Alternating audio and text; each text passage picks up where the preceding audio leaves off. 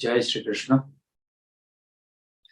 वसुदेवसुतं देवं कंसचाणूरमर्दनं देवकी परमानंदं श्री कृष्णं वंदे जगद्गुरुं। आज हम श्रीमद् भगवद गीता के पहले अध्याय के 18वें श्लोक के बारे में बात करने वाले हैं, जहां पर संजय ने ये श्लोक कहा है। द्रुपदो द्रौपदेयाश्च सर्वस्य पृथ्वीपते सौभद्रस्य महाबाहो शंखं दद्मो पृथक पृथक। हे पृथ्वीपति, अभी ये पृथ्वीपति संयोजन जो है वो धृतराष्ट्र के लिए है। द्रुपद और द्रौपदी के सारे पुत्र सभी यहीं पर हैं। सौभद्रा का पुत्र अभिमन्यु, जो कि महाबाहु है, उसके हाथ जो है वो लंबे थे, तो बड़े हाथ वाला सुभद्रा का पुत्र वो भी यही है। और सभी लोग विविध प्रकार के शंख जो है वो बजा रहे हैं, यानी कि सभी की अपनी अपनी उपलब्धियां हैं। द्रुपद जो है वो भी हस्तिनापुर द्वारा सताया गया है, यानी कि द्रोणाचार्य के द्वारा सताया गया। द्रुपदी के पुत्र, यहाँ पर ये तात्पर्य ये है कि द्रौपदी जो हम कहते हैं, द्रौपदी वो भी हस्तिनापुर द्वारा सताई गई है, दुर्योधन के द्वारा। और उन सब के सताने की वजह से सुभद्रा जो है उसके ऊपर डायरेक्टली और इनडायरेक्टली इम्पैक्ट आई ही है। जन्म से ही अभिमन्यु अपने पिता से अलग हो गया है। जब वो कुछ वर्ष का था तब वनवास प्राप्त हो गया था पांडवों को। तो सुभद्रा जी और अभिमन्यु वो श्री कृष्ण के पास ही बड़े हुए थे। तो सभी लोग अपने अपने क्षमता के अनुसार अलग अलग शंख बजा रहे हैं। देखने की बात यह है, कौरव साइड से सिर्फ एक नाम लिया भीष्म का, और पांडवों की साइड से 18 नाम यहाँ पर लिए गए।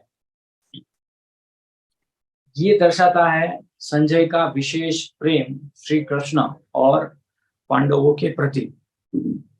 एक रिस्पेक्ट की भावना श्री कृष्ण और पांडवों के प्रति संजय की ये दर्शाती है। अगर ऐसा नहीं होता तो कौरवों का नाम उनको ज्यादा लेना चाहिए था, क्योंकि वो स्वयं भी कौरव पक्ष से ही थे, वो स्वयं भी धृतराष्ट्र के सेवक ही थे। लेकिन यहाँ पर अच्छी तरीके से वर्णन जो है वो किया है पांडु पक्ष।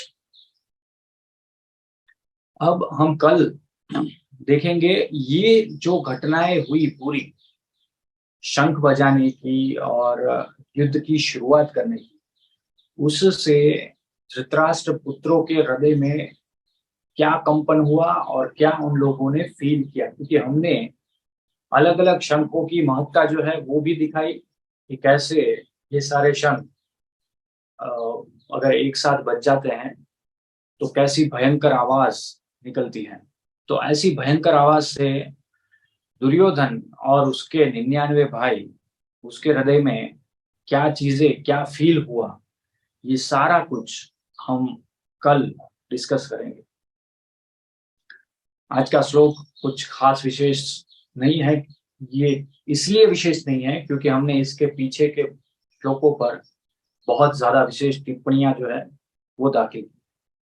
बाकी अपने आप में यहाँ पर द्रुपद द्रुपद हमने पहले ही वर्णन कर दिया है। जब दुर्योधन ने द्रुपद का नाम लिया था, द्रौपद राष्ट्र का भी हमने पहले वर्णन कर दिया है जब दुर्योधन ने इसका नाम लिया था।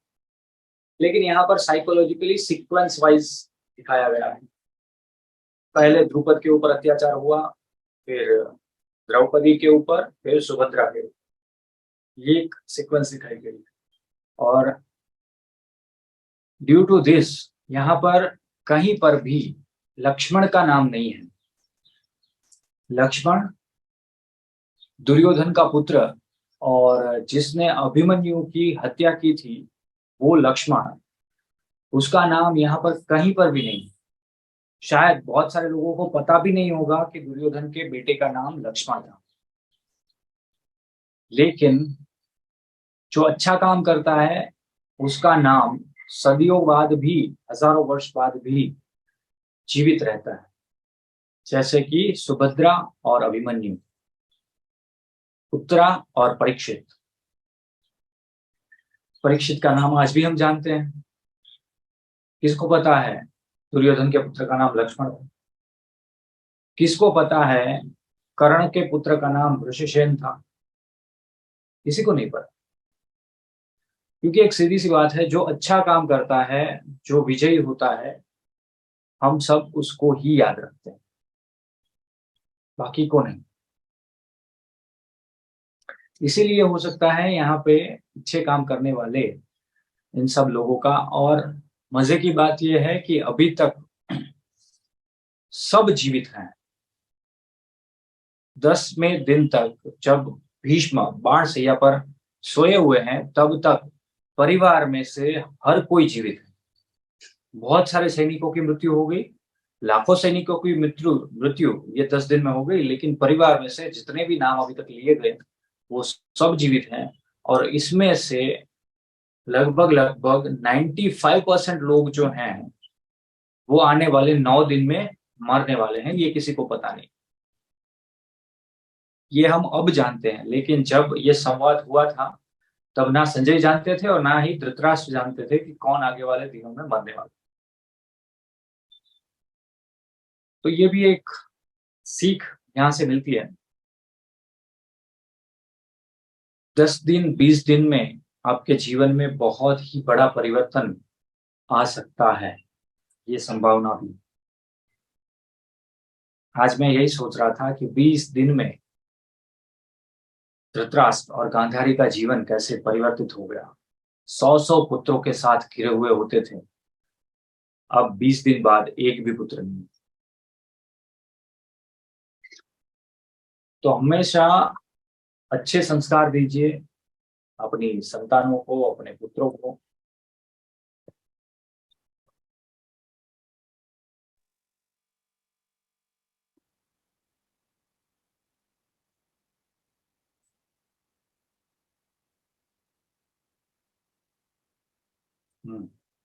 अपनी संतानों को हमेशा अच्छे संस्कार दीजिए।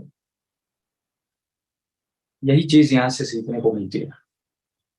अच्छे संस्कार देने के बाद भी हो सकता है ईश्वर ने जो लिखा हो उसको हम परिवर्तित ना कर सकें। जैसे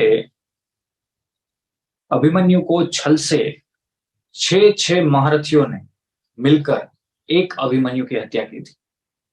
6 महारथी ने मिलकर। और लक्ष्मण ने गदा मारकर, सर पर गदा मार, सर पे गदा मारना युद्ध नियमों के विरुद्ध होता है। सर पे गदा मार के लक्ष्मण ने अभिमन्यु की हत्या की।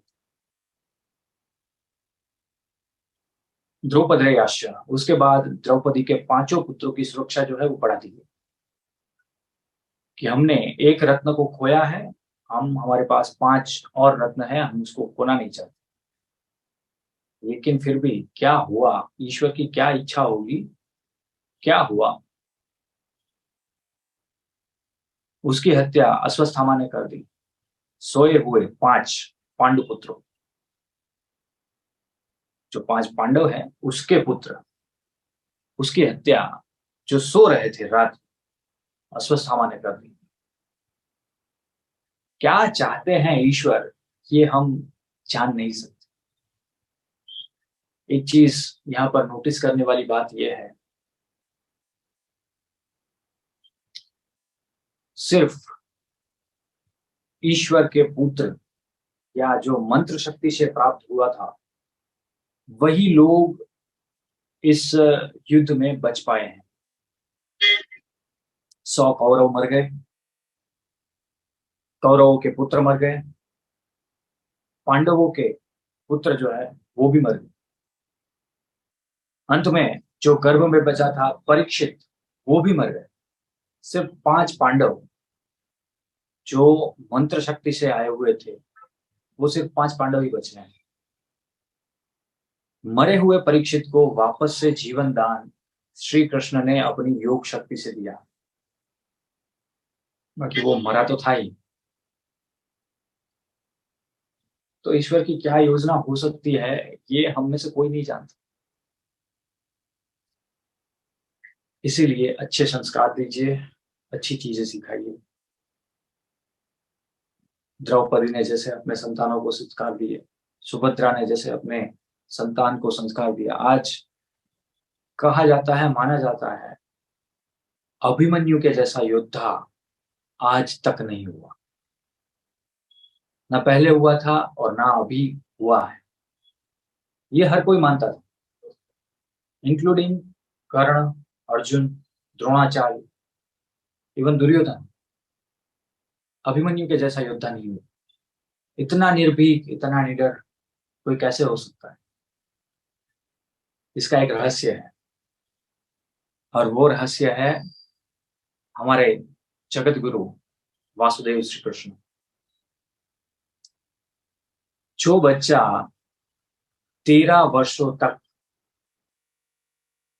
श्री कृष्ण के पास रहा हो और जिसकी माता स्वयं योग माया हो, वो किसी से कैसे डर सकता है?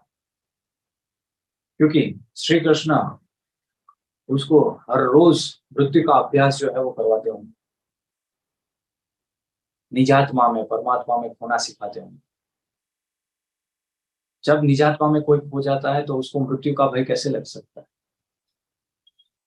ऐसे संस्कार जो है वो देने चाहिए। अगर ऐसे संस्कार नहीं दिए तब क्या होता है वो हम कल जानेंगे।